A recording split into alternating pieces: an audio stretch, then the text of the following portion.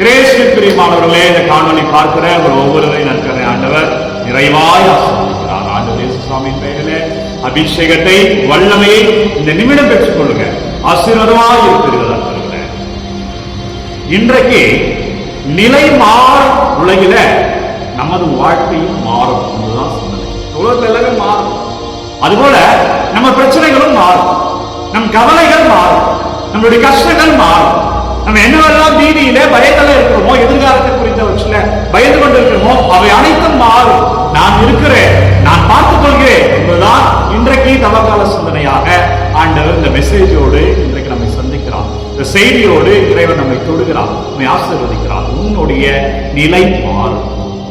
எல்லாருக்குமே ஒரு பயம் இருக்கிறது. எல்லா மனிதர்களுக்கும் இருக்கிற பயம் என்னன்னா, அடுத்தது என்ன நடக்கும், என் எதிர்காலம் எப்படி இருக்க போகுது, என்னுடைய பிசினஸ் எப்படி இருக்க போகிறது, நான் வாழ்க்கை ஜெயிப்பனா ஜெயிக்க மாட்டேனா என்ற பயங்கள் மனிதர்களாகிய நம்ம ஒவ்வொரு மனதிலும் இருக்கிறது. ஒருவேளை நான் இல்லை என்றா, எனக்கு எல்லாம் ஆயிடுச்சுன்னா என் குடும்பத்துக்கு என்ன நடக்கும் என்ற அச்சம் மனிதர்கள் மத்தியிலே இருக்கிறது. எனவே இதே அச்சம் தான் சீடர்கள் மத்தியிலும் இருந்தது. உதாரணம் தருகிறேன் பாருங்க. மார்க் செய்தி 8வது அதிகாரம் 21வது வார்த்தை. அவர்கள் அப்பத்தை பற்றி விவாதித்துக் கொண்டிருக்கிறார்கள். அப்பம் இல்லையே என்ற ஒரு சிந்தனை, அது அச்சம் என்று கூட சொல்லலாம். நம்ம வாழ்க்கையோடு இதை எடுத்து பார்க்கிறேன். அடுத்தது என்ன நடக்குமோ என்ற பயம் இருந்து கொண்டே, எதிர்காலத்தில் என்ன நடக்குமோ என்ற பயம் நமக்கு இருந்து கொண்டே இருக்கிறது. ஆண்டவர் சொல்றாரு பாருங்க, அவர்கள் இப்பேற்பட்டமான ஒரு அச்சத்தில் இருக்கிற பொழுது, ஒரு குழப்பத்தில் இருக்கிற பொழுது, இன்னைக்கு நம்ம எப்படி குழப்பத்தில் இருக்கிறோமோ, எதிர்காலத்தில் குறித்த குழப்பம், அதே மாதிரியான ஒரு குழப்பத்தில் சீரர் இருக்கும் பொழுது ஆண்டவர் சொல்கிறார் பாருங்க. மார்க் செய்தி 8வது அதிகாரம் 21வது வார்த்தை. மேலும் அவர் அவர்களை நோக்கி, மேலும் இயேசு தம் சீடர்களை நோக்கி, மேலும் இயேசு இன்றைக்கு இப்படி பயந்து கொண்டிருக்கிற, அச்சத்தோடு இருக்கிற நம் அனைவரையும் நோக்கி, இயேசு நம்மை நோக்கி, இன்னும் உங்களுக்கு புரியவில்லையா என்று கேட்கிறார். ஆண்டவர் சொல்றார், இன்னும் ஏன் பயந்துகிட்டே இருக்கீங்க, இன்னும் ஏன் அச்சத்தோடு இருக்கிறீங்க, இன்னும் உங்களுக்கு புரியவில்லையா? ஏனென்றால் அதுக்கு முன்னாடி என்ன நடந்தது என்றால், இயேசு 5 அப்பங்களும் 2 மீன்களையும் வைத்து 5000 பேருக்கு உணவளித்தார். 5000 பேருக்கு உணவளித்தார். மீதம் நிறைய 12 கூடைகள் எடுத்தார்கள். 5000 பேர் சாப்பிட்டது மட்டும் இல்ல, 12 கூடைகள் மீதம் எடுத்தார்கள். ஆண்டவர் கேட்கிறாரு, சாப்பாடு பத்தி நீ பேசிக் கொண்டிருக்கிற, ஆனால் 5000 பேருக்கு உணவு கொடுத்தேன், 12 கூட மீதி இருந்தது, அதை மறந்துட்டியா? அங்கு செய்த கடவுளாகிய நான் இப்பொழுது உனக்கு அப்பத்தை தர மாட்டேனா?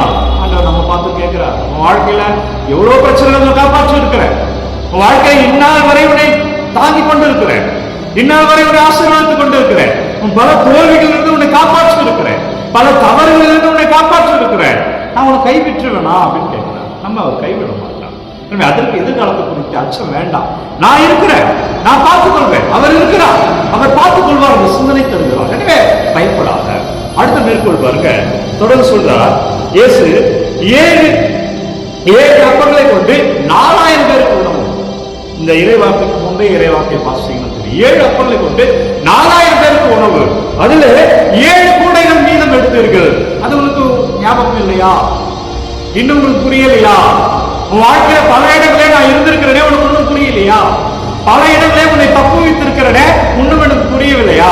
பல இடங்களை நீ அவமானப்படாதவாறு உன்னை காப்பாற்றி இருக்கிறனே, ஒன்றும் எனக்கு புரியவில்லையா? பல இடங்களை நீ விழுந்த பிறகு கூட உன்னை தூக்கி நிறுத்தி இருக்கிறனே, ஒன்றும் எனக்கு புரியவில்லையா? அதை சொல்றாரு, நான் இருக்கிறேன். எதிர்காலத்துக்குரிய அச்சத்தோடு இருக்கிற நமக்கு, எதிர்காலத்தில் குறித்த பயத்தோடு இருக்கிற நமக்கு நான் இருக்கிறேன். இந்த நொடியை மட்டும் நீ யோசி, நீ நம்பிக்கையோடு இன்றைக்கு நீ வாழ்ந்தாய் அல்லவா? நம்பிக்கையோடு இரு. என்ன நம்பிக்கை? நாளையும் நான் வாழ்வேன். ஏனென்றால் இன்றைக்கு ஆண்டவர் இருக்கிறார், நாங்க அவர் கைப்பற்றி கூட்டி செல்வார். எனவே பயப்படாது. உங்க பிசினஸ் இப்ப இப்படி இருக்கு இல்லைங்களா, அவர் உங்கள் கரங்களை பிடித்து உங்கள் தொழிலில் உங்கள் ஆசீர்வாதத்தை கூட்டி செல்வார். உங்கள் பிள்ளைகளை குறித்த அச்சம் வேண்டாம். இன்றைக்கு உங்க பிள்ளைகள் சரியா வளருங்க. இந்த பிள்ளைகள் வளர்ச்சிக்கு தேவையான அனைத்தையும் பிள்ளைகள் கொடுங்க. கொடுத்துட்டு ஆண்டவர் நம்புங்க, அவர் உங்களோடு இருக்கிறார். உங்கள் பிள்ளைகளை அவர் அழைத்து செல்வார். நல்ல எதிர்காலம். உங்கள் வாழ்க்கை குறித்த அச்சம் வேண்டாம். சில பேர் சும்மாவே பயப்படுவாங்க, நல்லதா போயிட்டு இருக்கும். ஆனா குழந்தைங்க எதிர்காலத்துல குழந்தைங்க நான் காப்பாற்றுவாங்களா, எனக்கு யாரு இருப்பாங்கள, அவன் காப்பாற்றணும் அவசியமே இல்லைங்க. அவர் இன்றைக்கு உங்களோடு இருக்கிறார் அல்லவா? நாளைக்கும் உங்களோடு ஒருவர் இருக்கும்படியா அவர் உங்களோடு இருந்தே உங்களை வழி நடத்துவார். இன்றைக்கு அவர் இருக்கிறார் அல்லவா? நாளைக்கே அவர் இல்லாம போயிட போறாரு. வயதான பிறகு அவர் ஏன் இல்லாம போயிட போறாரு? பயப்படாதீங்க. நோய் நொடியோடு இருப்பவர்கள் இந்த நோயினையும் தாங்கிக் கொண்டு, இந்த வலிகளையும் தாங்கிக் கொண்டு இன்றைக்கு வாழ வைக்கிறார் அல்லவா? நம்புங்க, நம்புங்க, நாளையும் அவர் வாழ வைப்பார். இந்த நோயினுடைய அவர் போக்குவார்.